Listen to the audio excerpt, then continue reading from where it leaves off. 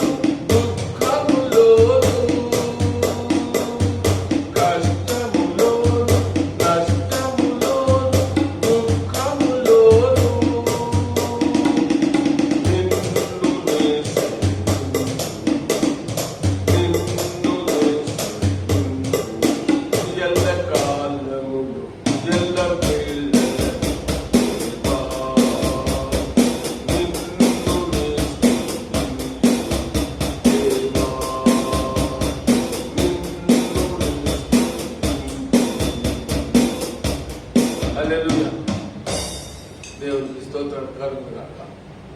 ఉదయకాలమున మరి మన ధ్యానం నిమిత్తమై నేను ఎంచుకున్నటువంటి దైవవాక్యము యెహోషువ గ్రంథం 24వ అధ్యాయంలోని 15వ వచనంలో చివరి భాగం మనందరికీ సుపరిచితమైనటువంటి వాక్యం.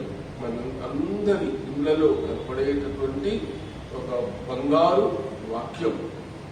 ఆ వాక్యం లేకుండా ఏ ఇల్లు, ఏ క్రైస్తవ గృహం ఉండదని నేను నమ్ముతున్నాను. ఒకవేళ ఎవరింట్లోనైనా లేకపోతే వెంటనే బుక్ షాప్కి వెళ్ళి ఆ వాక్యం కొనుక్కొని మీ ఇంట్లో అందరూ చూసేటట్లుగా మరి దాన్ని ఏర్పాటు చేయాలని నేను మనం చేస్తున్నాను. నేనును నా ఇంటి వారును యెహోవాను సేవించను. నేనును నా ఇంటి వారును యెహోవాను సేవించను. దేవునికి స్తోత్రాలు కలుగుగా. హల్లెలూయా. మనం ధ్యానం చేయవలసినటువంటి అంశము క్రైస్తవ కుటుంబము లేక క్రైస్తవ గృహము. ఆదివారం మనకు ఇవ్వబడినటువంటి అంశం అది. ఆదివారం మనం ధ్యానం చేసుకున్నటువంటి ఆ క్రైస్తవ గృహము, కుటుంబము అనే అంశంలో నుండి ఈ ఉదయకాలంలో మరికొన్ని విషయాలు నేను మీతో పంచుకోవాలని కోరుకుంటున్నాను. ప్రియమైన బిడ్డలారా, గృహము దేవుని చేత ఏర్పాటు చేయబడింది. ఈ గృహ వ్యవస్థ దేవుని చేత పరిశుద్ధపరచబడినటువంటిది. ఈ గృహ వ్యవస్థ దేవునికి ఇష్టమైనటువంటి గృహ వ్యవస్థగా దేవుడు చేశాడు. హల్లెలూయా. ఎందువలనంటే ఈ గృహానికి మూలకర్త, ఈ గృహానికి ఆద్యుడు యేసయ్యే. హల్లెలూయా. దేవుడే అనాదిగా ఈ కుటుంబ వ్యవస్థను కాచి కాపాడుతూ పెంచి పోషిస్తున్నాడు. ఆదాము ఒంటరిగా ఉంటుట మంచిది కాదు. ఆదాము అనగా మనిషి ఒంటరిగా ఉంటుట మంచిది కాదు అని తలంచి సాటి అయిన స్త్రీని అవ్వను చేసి ఇచ్చాడు. ఈ రీతిగా మీరు ఫలించి అభివృద్ధి చెందండి అని ఆదాము అవ్వలని దేవుడు ఏర్పాటు చేశాడు. అదే రీతిలో ఈరోజు కూడా పురుషుడు ఒంటరిగా ఉండటం మంచిది కాదు అని సాటి అయిన స్త్రీని మనం దేవుని యొక్క చిత్తములో ఎంచుకొని ఆ రీతిలో వివాహం ఆడి, ఆ రీతిలో కుటుంబాలు కలిగి, ఆ రీతిలో దేవుని సన్నిధిలో భర్త, భార్య, పిల్లలు ఒక దేవునికి ఇష్టమైన గృహముగా, కుటుంబముగా జీవించాలని ఈరోజు మనం కూడా అదే పద్ధతిని అవలంబిస్తున్నాం. హల్లెలూయా. ఇది దేవుడు చేసిన ఏర్పాటు. Marriages are made in heaven. Hallelujah. దేవుడే పరలోకములో ఫలాని వారికి ఫలాని అని చెప్పి దేవుడే మరి భార్య భర్తలుగా సిద్ధపరిచి ఈ లోకములో మనందరి సమక్షములో దైవ సన్నిధిలో వారు ఏకం చేయబడటం అనేది మనం చూస్తున్నటువంటి నిత్య కృత్యం. దేవునికి స్తోత్రాలు. అటువంటి గృహ వ్యవస్థ మరి దేవుడే ఏర్పాటు చేశాడు. ఆది కాండములో ఆదామును అవ్వలను ఏకం చేశాడు. క్రొత్త నిబంధనలో మనం చూసినట్లయితే యేసయ్యే ఆయన శిష్యులు, ఆయన తల్లి గారు గలిలయలోని కానాలో జరిగిన వివాహములో పాల్పొందారని మనం చూస్తున్నాం. వారు అక్కడ ఉండడం ద్వారా అక్కడ గొప్ప ఆశ్చర్యకార్యం జరిగింది. ఆ వివాహంలో ఏమైతే లోటు వచ్చిందో ఆ లోటును యేసయ్య అద్భుత రీతిగా తన సాక్షార్థమే మరుచుకున్నాడు. మొట్టమొదటి సూచిక క్రియను యేసయ్య వివాహంలోనే జరిగించాడు. దేవునికి స్తోత్రాలు. ఆ రీతిలో దేవుడు మరి ఆ యొక్క వివాహంలో ఉండడం ద్వారా, అతిథిగా ఉండడం ద్వారా, అతిథిగా ఆహ్వానించబడటం ద్వారా ఆయన మాత్రమే కాదు, తల్లి కాదు, శిష్యులు ఆ వివాహములు ఉండి ఆ వధూవరులను ఆ వివాహమును ఆశీర్వదించారని మనం చూస్తున్నాం. కాబట్టి అక్కడ మనం కనుక్కునేటటువంటి యోహాను సువార్త 2వ అధ్యాయం 5వ వచనం ఏం చెప్తుందంటే, ఆయన మీతో చెప్పినది చేయుడనెను, ఆయన మీతో చెప్పినది చేయుడండి అని మరియమ్మ గారు అక్కడ ఉన్నటువంటి పని వారికి ఆదేశించి వెళ్ళారు. యేసయ్య తల్లి గారికి లోబడ్డాడు. హల్లెలూయా. అదే గృహం అంటే. గృహములో తల్లికి తండ్రికి పిల్లలు లోబడి ఉండాలి. పిల్లలు తల్లిదండ్రులకు విధేయులై ఉండాలి. యేసయ్య గొప్ప రక్షకుడుగా ఈ లోకంలో జన్మించాడు. కానీ ప్రప్రథమంగా తల్లికి విధేయులయ్యాడు. తల్లిని ప్రేమించాడు. ఎంతగా ప్రేమించాడంటే ఆయన శిలువ మరణ వ్యవస్థలో కూడా తల్లిని వైపు చూసి ఆ ఆదరణకర్తగా ఉండడానికి యోహాను గారిని కుమారుడుగా ఇచ్చాడు. అమ్మా, ఇదిగో నీ కుమారుడు అని చెప్పాడు.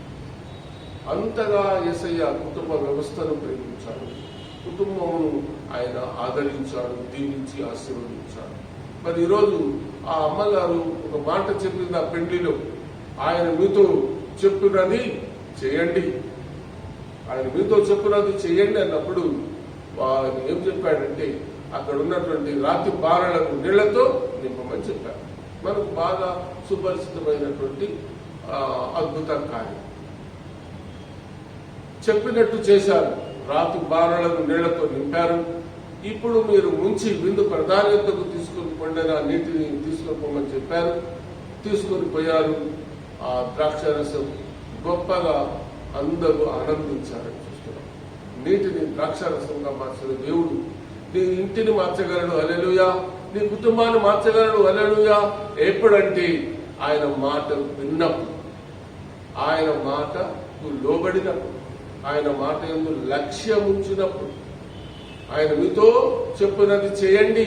ఈ రోజు కూడా ఆయన మనతో చెప్పినది చేస్తేనే మన ఇంటిలో ఆశ్చర్య కార్యాలు జరుగుతాయి. గమనించండి ప్రియులారా, ఈ ఉదయకాలమైన ధ్యానంలో మనం పాల్పొందుతుండగా అలనాడు యెహోషువ గారు చెప్పినట్టు మాట, నేనును నా ఇంటి వారును యెహోవాను సేవిస్తాం, మీరెవరిని సేవింపగోరుకునను. అక్కడ ఇశ్రాయేలు పెద్దలు అందరినీ పిలిపించాడు ఆయన. యెహోషువ గ్రంథంలో ఎన్నో అద్భుత కార్యాలు యెహోషువ గారి ద్వారా ఇశ్రాయేలు ప్రజలు చూశారు. చాలా గొప్ప వింతలు చూశారు.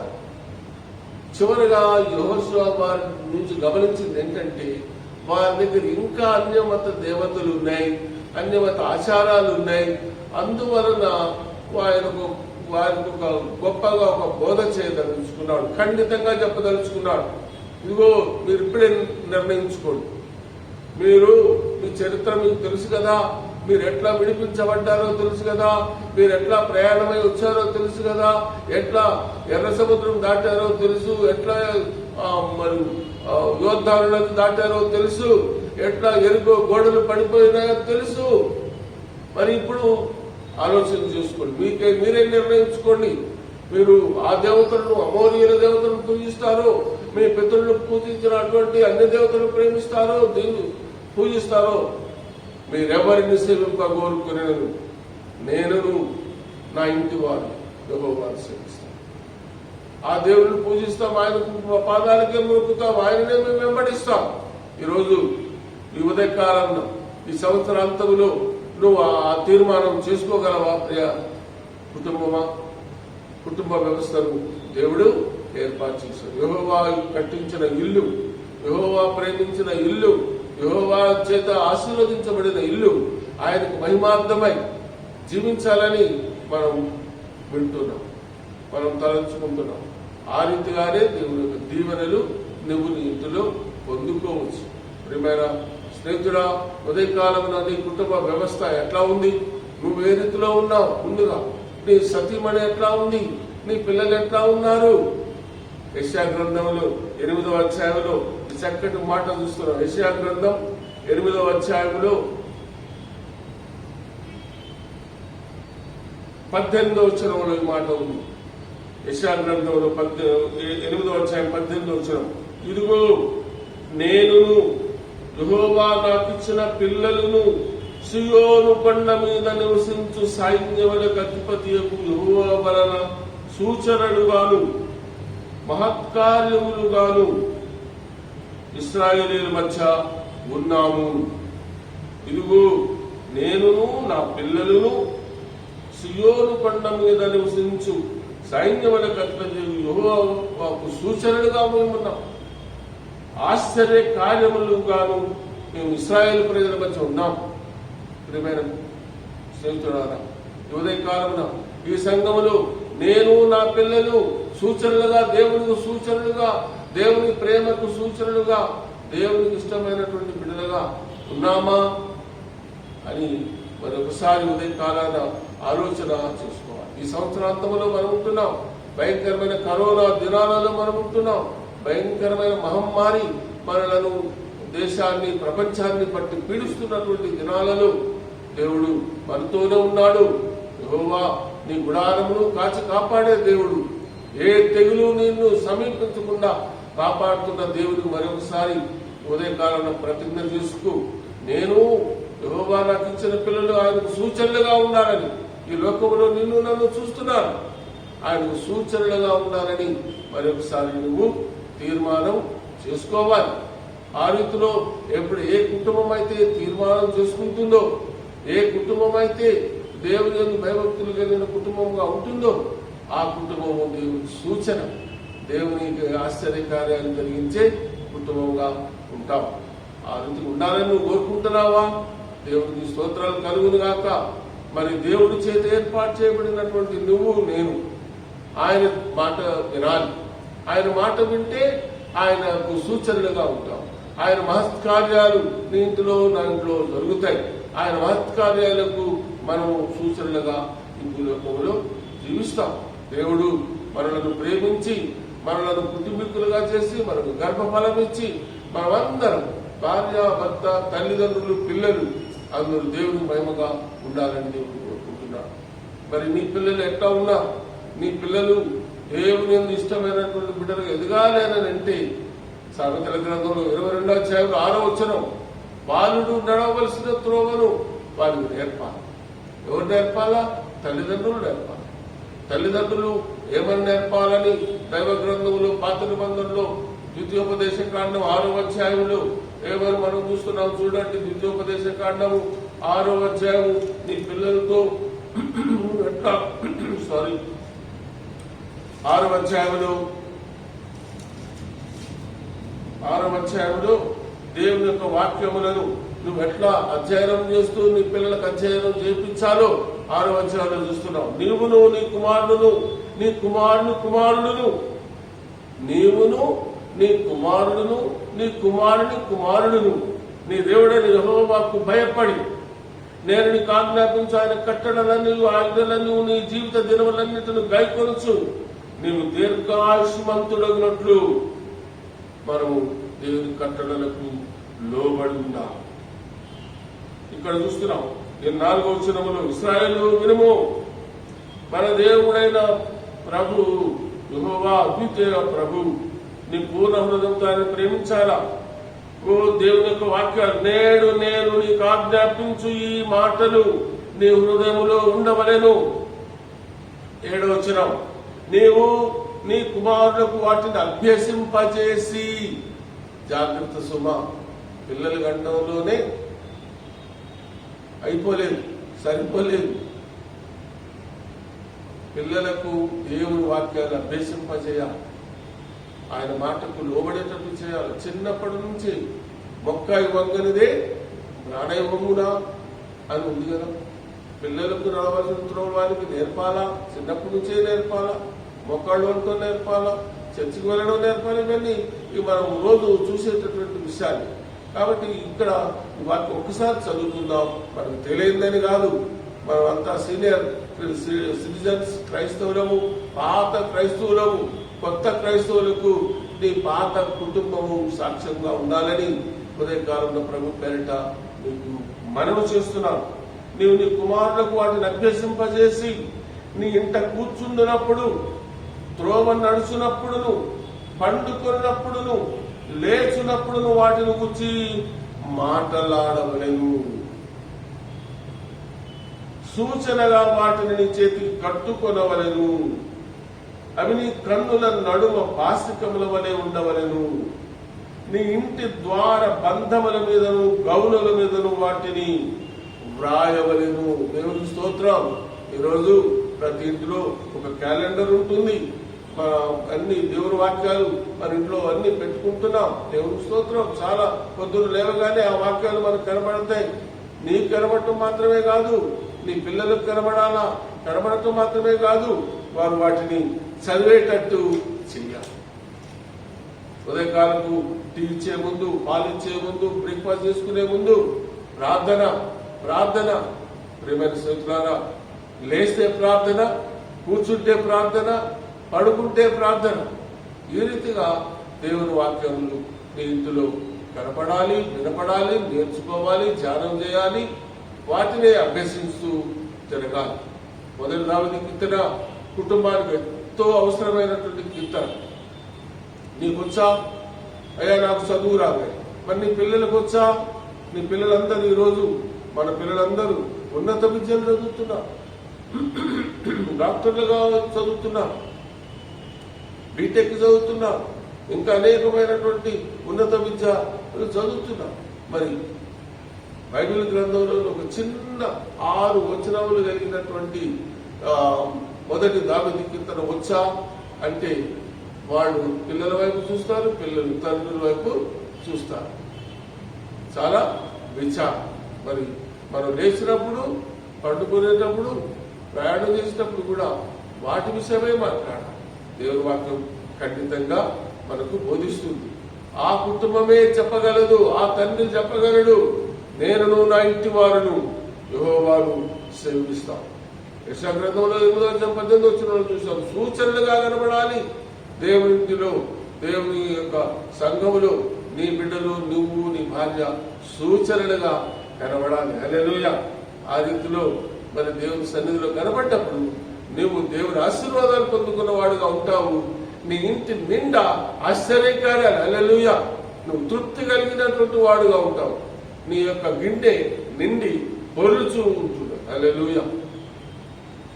ఒకసారి యేసు ప్రభు వారు ఒక పస్కా పండుగలో అక్కడ ఉన్నటువంటి యాజకులతో, ప్రధాన యాజకులతో సమావేశమై మాట్లాడుతున్నారు. పెద్ద పండుగకు వెళ్ళారు. ఎంతో ఆ యొక్క పండుగలో పాల్గొన్నారు. అందరు తమ తమ గృహాలకు తిరిగి వెళ్తున్నారు. అయితే యేసయ్య మాత్రం వారితో పోలేదు. తల్లిదండ్రులు అనుకుంటున్నారు మాతోనే వస్తున్నాడు, మా అబ్బాయి అనుకుంటున్నారు. యోసేపు మరియమ్మ రాలేదు. చాలా దూరం వెళ్ళినాక తెలిసింది ఆయన రావటం. మళ్ళీ వాళ్ళు వెనక్కి తిరిగి వెతుక్కుంటూ వచ్చారు. వెతుక్కుంటూ వచ్చి ఎక్కడున్నాడంటే ఆయన ఆలయంలో, మందిరంలో పెద్దలతో తర్పిస్తూ ఉన్నాడు. మరి కబురు పెట్టాడు, అయ్యా ఇగో మీ అమ్మ మీ నాయన వచ్చి మీ కొరకు చూస్తున్నారు ఆయన అంటే యేసు ప్రభు వారు ఏమి జవాబు చెప్పారో మార్క్స్ వార్తలు మనం చూస్తున్నాం కదా. మార్క్స్ వార్త 3వ అధ్యాయంలో ఈ మాట ఉంది చూడండి.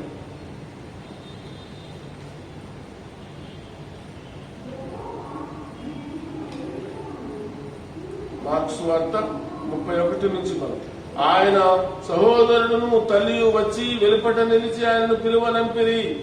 జనులు గుంపుగా ఆయన చుట్టూ కూర్చుండిరి.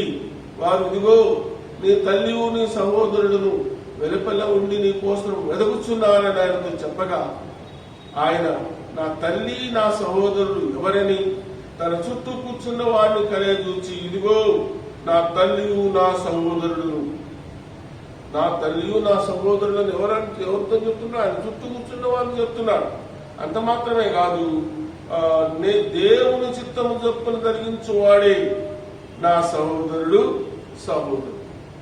దేవుని చిత్తాన్ని జరిగించాలి. దేవుని ఇష్టం పైన బిడ్డలుగా ఉండాలి. అంత మాత్రం చేత ఆయన తల్లిదండ్రులను విడనాడినాడని కాదు, కాదంటున్నాడని కాదు. కానీ తల్లిదండ్రులకు లోబడుతూనే అందరూ అంటున్నాడు ఆయన, నా పిల్లలుగా మీరు ఉండాలని. అంటే దేవుని పిల్లలకు ఆయన అధికారం ఇచ్చాడని ఎక్కడ చూస్తున్నాం మనం?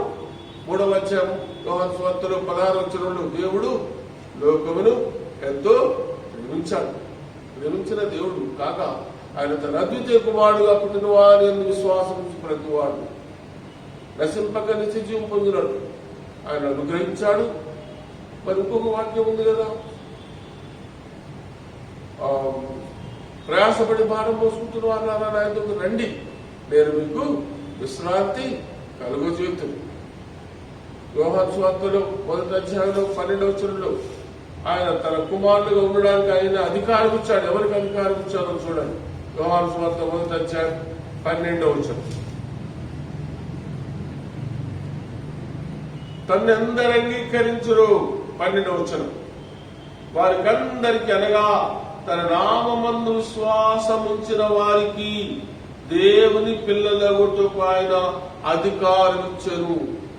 దేవుని పిల్లవాడుగా, దేవుని యొక్క బిడ్డగా నువ్వు అధికారం పొందుకున్నావు. దేవుని స్తోత్రము మామూలు మనిషివి కాదు. క్రైస్తవ బిడ్డలందరూ క్రీస్తును అనుసరించేవారు. క్రైస్తవులు అనగా దేవుని యేసయ్యను అనుసరించేటటువంటి వారు. అందుకని ఒక భక్తుడు చక్కటి పాట రాశాడు, క్రైస్తవ గృహమే కదా క్రీస్తేసుని ఆలయము, క్రైస్తవ గృహమే కదా క్రీస్తేసుని ఆలయం, ప్రేమాలయం ఆనందమయం దివి మంగళ గృహమది. హల్లెలూయా. క్రైస్తవ గృహం ప్రేమాయుతమై ఉండాలా. క్రైస్తవ గృహం సహవాస గృహం అయి ఉండాలా. క్రైస్తవ గృహం దేవుని ప్రేమకు సూచన అయి ఉండాలా.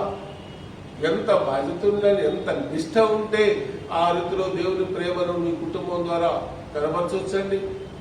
ఎందరో గురించి మనం అనుకుంటాం, వాడు చాలా నిష్ఠాపరులండి, అమ్మో చాలా నిష్ఠ అండి. సోదరా, ఈరోజు నీ నిష్ఠ ఏంటి? నీ యొక్క ఇంటి నియమం ఏంటి? నీ ఇంటి నియమంలో నువ్వు నిష్ఠగా ఉంటున్నావా? నీ యొక్క భార్య పట్ల నిష్ఠగా ఉంటున్నావా? భార్య భర్త పట్ల నిష్ఠగా ఉంటున్నారా? పిల్లలు తల్లిదండ్రుల పట్ల విధేయులుగా ఉంటున్నారా? పౌలు గారు చెప్పాడు, తండ్రులారా మీ పిల్లలకు కోపం రేపొద్దు అని. కోపం రేపకుండా జ్ఞానము చొప్పున పిల్లలను నడిపించుకునేటటువంటి తెలివి పెద్దలైన తల్లిదండ్రులకు ఉండాలి. కాబట్టి ఈరోజు ఈ కుటుంబ వ్యవస్థను గురించి మనం ఆలోచన చేసుకుని ధ్యానం చేసుకుంటుండగా దేవుని ప్రియమైన సంగమా, దేవుని యొక్క నామములో నువ్వు నీ భార్య నీ పిల్లలు నడిపించబడాలని అంటే నీ యొక్క తీర్మానం ఉదయకాలంలో ఏంటి? యెహోషువ గారి తీర్మానమే నీ తీర్మానం, యెహోషువ గారు చేసిన తీర్మానమే నా తీర్మానం. నేనును నా ఇంటివారు నా భార్య, నా పిల్లలు, నా బంధువులు, నా మిత్రులు, నా స్నేహితులు, నా ఇరుగు పొరుగు వారు వారికి సూచనలుగా ఉంటాం, వారికి దేవుని సాక్షులుగా ఉంటాం. ఆ రీతిలో సాక్ష్యంగా ఉంటే దేవుడు నీ ఇంటిని దీవిస్తాడు. నీ ఇంటి ద్వారా ఆయనకు మహిమ కలుగుతుంది. ఆ రోజు యేసయ్య ఆ గలిలయలోని కానాలో చేసిన అద్భుత కార్యం ద్వారా దేవుడు మహిమపరచబడ్డాడు. హల్లెలూయా. ఆ సూచ్యక్రియ ద్వారా దేవుడు యేసయ్యనందు అనేకులు విశ్వాసం ఉంచుకున్నారు. మీ ఇంటిని బట్టి కూడా అనేకులు యేసయ్యలో విశ్వాసం ఉంచుకోవాలి. మీ ఇంటికి రావడం ద్వారా పోవడం ద్వారా అనేకులకు అటువంటి దీవెన దొరకాలి అని దేవుడు కోరుకుంటున్నాడు. అది దేవునికి ఇష్టమైనటువంటి కుటుంబం. కాబట్టి ప్రియమైన స్నేహితులారా, ఈ యొక్క సంవత్సరాంతములు ఈరోజు 30వ తారీఖు, ఇంకొక రోజులో మనం నూతన సంవత్సరంలో ప్రవేశించబోతున్నాం. దేవుని స్తోత్రాలు. 2020 ఇంత చక్కగా గడిచిపోయింది. భయంకరమైన సంవత్సరమే. మరి భయంకరమైనటువంటి వార్తలు విన్నాం మనం. ఎన్నో సంగతులు జరిపాయి. ఎందరో ఈ లోకయాత్రను ముగించుకొని వెళ్ళారు. మరి వారందరిని బట్టి, వారి ధన్యకరమైన జీవితాన్ని బట్టి దేవుని స్తోత్రాలు చేస్తున్నాం. అదే సమయంలో ఈ యొక్క భయంకరమైన మహమ్మారి మటుమాయం కావాలని మన దేవుని సన్నిధిలో ప్రార్థన చేస్తూ కొత్త సంవత్సరపు దీవెనల కొరకు మనం ఎదురు చూస్తున్నాం. ఈ ఉదయకాలాన మరొకసారి ఈ గీతాన్ని పాడి వినిపించి చివరి ప్రార్థనలు చేస్తాను.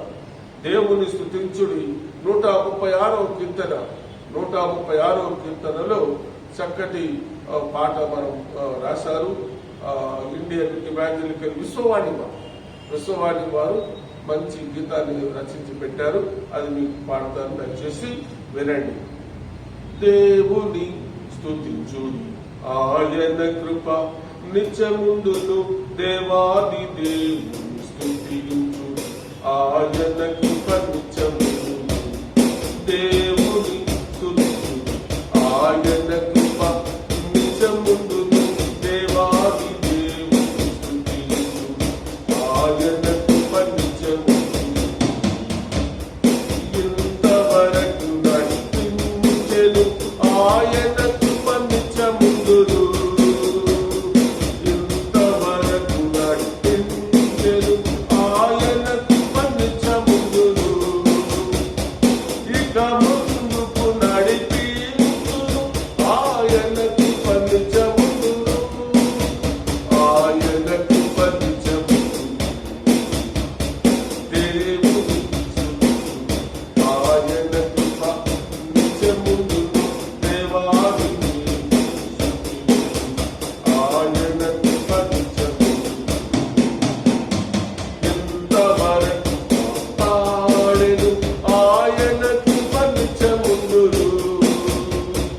ఎంతవరకు కాపాడెను ఆయన కృప నిత్యముందును.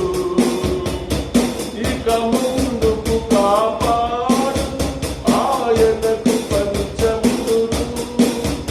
ఆయన కృప నిత్యముందును. దేవుని ఆయన కృప నిత్యముందును. దేవాది దేవుని ఆయన కృప నిత్యముందును. హల్లెలూయా. దేవుని స్తోత్రం. కళ్ళు వంచి ప్రార్థన చేసుకుందాం. స్తుతులకు పాత్రుడమైన దేవ స్తోత్రం. మరి ఉదయకాలంలో మీ పాత సన్నిధిలో చేరి కుటుంబం అనగా ఏమిటో మరి ఒకసారి అయ్యా మీ వాక్యానుసారంగా ఆలోచన చేసుకోవడానికి నీకు కృపనిచ్చాను. యెహోషువ గారి యొక్క గొప్ప మాట, బంగారు వచనం. అయ్యా ఆయన ఏం మాట చెప్పాడు ఆ మాట మా సొంతం కావడానికి సాధించి ఈ లోకంలో సైతాను ఎవరిని మృంగుదునా, ఏ కుటుంబమును మృంగుదునా, ఏ భార్యను మృంగుదునా, ఏ భర్తను చెడగొట్టుదునా, పిల్లలను చెడగొట్టుదునా అని భయంకరంగా తిరుగుతున్నాడు. గర్జించు సింహంలాగా తిరుగుతున్నాడు. మరి నీ బిడ్డలమైన మేము జాగ్రత్త కలిగిన వారుగా ఉండటం సాధించు. లేస్తే, కూర్చుంటే, పండుకుంటే మీ వాక్యాలు ధ్యానం చేస్తూ మా బిడ్డల నోటుతో వాటిని చెప్పించేటట్లు నీ కృప దాయించింది. మా ప్రభువా వందనాలు చెల్లిస్తున్నాను. సైతాన్ని ఎదుర్కోవడానికి కావాల్సిన శక్తి దాయించిందండి. కరోనా మహమ్మారిని బట్టి మీ పాదాల దగ్గర మనం చేసుకుంటున్నాం. ప్రపంచమంతటా వణికిస్తున్నటువంటి మహమ్మారి అయ్యా, దాని యొక్క మరి పూర్వాపరాలు ఏమిటో కనుక్కోవాలని శాస్త్రజ్ఞులు శత విధాలా ప్రయత్నం చేస్తున్నారు. మరి మీకైతే సమస్తం తెలుసు, మీకు తెలియనిది లేదు. నాయన మీరే ఆ మహమ్మారిని మటుమాయం చేయగలరు తండ్రి. వందనాలు. నీ బిడ్డలమైన మేము నాయన అయ్యో మా మరణం ఆలకించండి, మా పేద ప్రార్థన ఆలకించండి. ఈరోజు బర్త్డే చేసుకుంటున్నటువంటి వారి కొరకు ప్రార్థన చేస్తున్నాం. ఈరోజు వెడ్డింగ్ యానివర్సరీ చేసుకుంటున్నటువంటి బిడ్డల కొరకు, దంపతుల కొరకు ప్రార్థన చేస్తున్నాం. అయా కుటుంబంలో ఏది కొరతగా ఉన్నదో మీరు ఎరుగుదురు ప్రభు. ఇంతవరకు కాపాడారు, ఇంతవరకు నడిపించారు, ఇంత ముందు నడిపిస్తారన్న గొప్ప ధైర్యంతో మీ సన్నిధిలో కాచుకున్నటువంటి ప్రతి కుటుంబాన్ని మీరు దృష్టించండి ప్రభా. స్తోత్రాలు. మా మీద ప్రార్థన ఆలకించండి. మా మరణి ఎదుగు చేరని తీయండి. ఈ యొక్క సంవత్సరాంతపు ఇంకా 2 రోజుల్లో 2021వ సంవత్సరంలో మేము ప్రవేశించడానికి మీ పాదాల దగ్గర కాచుకొని ఉంటున్నాం. నూతన సంవత్సరంలో మేము ప్రవేశించి మరొకసారి మీ పాదాలు పట్టుకొని స్తోత్రాలు చెల్లించుకొని అయ్యా మేము మీకు సాక్షాత్తమైన బిడ్డలుగా ఇదిగో నేనును నా పిల్లలను యెహోవా వలన సూచనలుగా ఉన్నాము, మహత్కార్యములతో ఈ ప్రజల మధ్య జీవిస్తున్నామని మేము చెప్పుకోవాలి ప్రభు. అది మా సొంత అనుభవం ఉండడానికి సహాయం చేయండి. ఇదైనా దీవెనలతో ఒక నింపి పంపండి. యేసయ్య నామమున దీవెనలతో బ్రతుకులాడి వేడుకుంటున్నాం తండ్రి. ఆమేన్. పరలోకమందుండు మా తండ్రి, నీ నామం పరిశుద్ధపరచబడును గాక, నీ రాజ్యం వచ్చును గాక, నీ చిత్తం పరలోకముందు నెరవేర్చును భూమి మీద నెరవేరును గాక.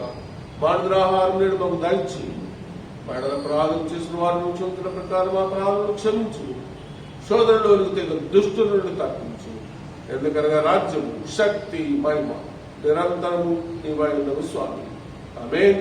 మన ప్రభువైన యేసుక్రీస్తు వారి కృపై, పరమ తండ్రి అయిన దేవుని ప్రేమ, పరిశుద్ధాత్మ దేవుని సహవాసం మనకు మన కుటుంబాలకు నిత్యము తోడై కాచి కాపాడును గాక. ఆమేన్. హల్లెలూయా.